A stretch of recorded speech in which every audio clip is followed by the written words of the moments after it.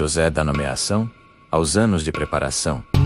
Então o faraó se voltou para José e disse: já que Deus lhe revelou tudo isto, não há ninguém tão criterioso e sábio como você. Você estará encarregado do meu palácio, e todo o meu povo obedecerá às suas ordens. Somente em relação ao trono serei maior do que você. O faraó, então, declarou oficialmente diante de toda a corte: veja, eu o coloco sobre toda a terra do Egito. Era uma elevação instantânea e absoluta. De prisioneiro esquecido a segundo homem mais poderoso do Egito, tudo em questão de horas. Era impossível aos olhos humanos, mas Deus estava cumprindo seus propósitos. Para selar a nomeação, o faraó tirou de seu próprio dedo o anel de sinete, o anel que carregava o selo real, usado para autenticar todos os decretos e documentos oficiais do Egito, e o colocou no dedo de José. Agora José tinha a autoridade de assinar em nome do faraó. Sua palavra seria lei em todo o Egito. Então, o faraó mandou trazer vestes de linho fino, o tipo de roupa que apenas a realeza e os mais altos oficiais usavam. Vestiram José com essas roupas luxuosas, tão diferentes dos trapos de prisioneiro que ele usava horas atrás. Colocaram um colar de ouro pesado ao redor de seu pescoço, símbolo de autoridade e poder. José, que havia perdido 2 túnicas em sua vida, agora recebia a roupa mais nobre que se podia vestir no Egito. O faraó mandou José andar na segunda carruagem real, logo atrás da sua própria. Enquanto a carruagem passava pelas ruas, arautos corriam à frente gritando em egípcio: abram caminho, curvem-se. O povo se ajoelhava diante de José, reconhecendo sua autoridade. Era exatamente como seus sonhos de juventude haviam previsto, mas de uma forma que ele nunca poderia ter imaginado. O faraó disse a José: eu sou o faraó, mas sem a sua palavra, ninguém levantará a mão ou o pé em toda a terra do Egito. Então, deu a José um nome egípcio, Zafenat-Paneah, que provavelmente significava algo como Deus fala. E ele vive, o revelador de segredos. Era um reconhecimento de que José tinha conexão com o divino. Para solidificar ainda mais a posição de José na sociedade egípcia, o faraó lhe deu como esposa Asenate, filha de Potífera, sacerdote de On, também conhecido como Heliópolis, a cidade do sol. Potífera era um dos sacerdotes mais importantes do Egito, e casar com sua filha significava que José agora estava conectado às mais altas famílias do reino. Asenate vinha de riqueza, educação e prestígio. Era uma aliança política e social importante. José tinha exatamente 30 anos quando entrou ao serviço do faraó. Haviam-se passado 13 anos desde que foi vendido como escravo aos 17. 13 anos de sofrimento, injustiça, espera e preparação. Mas agora, no tempo perfeito de Deus, tudo mudava. José não perdeu tempo. Ele saiu da presença do faraó e percorreu toda a terra do Egito, inspecionando, planejando, organizando. Ele estabeleceu um sistema administrativo para implementar seu plano. Nomeou supervisores em cada região.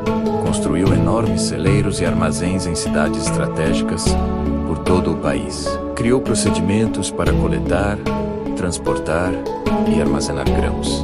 E então os 7 anos de fartura começaram, exatamente como José havia profetizado. A terra produziu em abundância como nunca antes.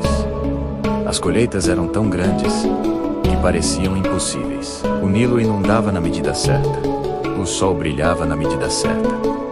As chuvas vinham na medida certa. Era claramente a mão de Deus operando.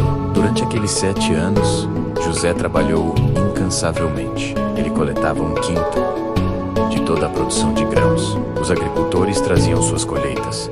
20% eram separados e armazenados nos celeiros reais. E eles voltavam para casa com 80% para vender e usar. Como a produção era tão abundante, ninguém sentia falta daqueles 20%.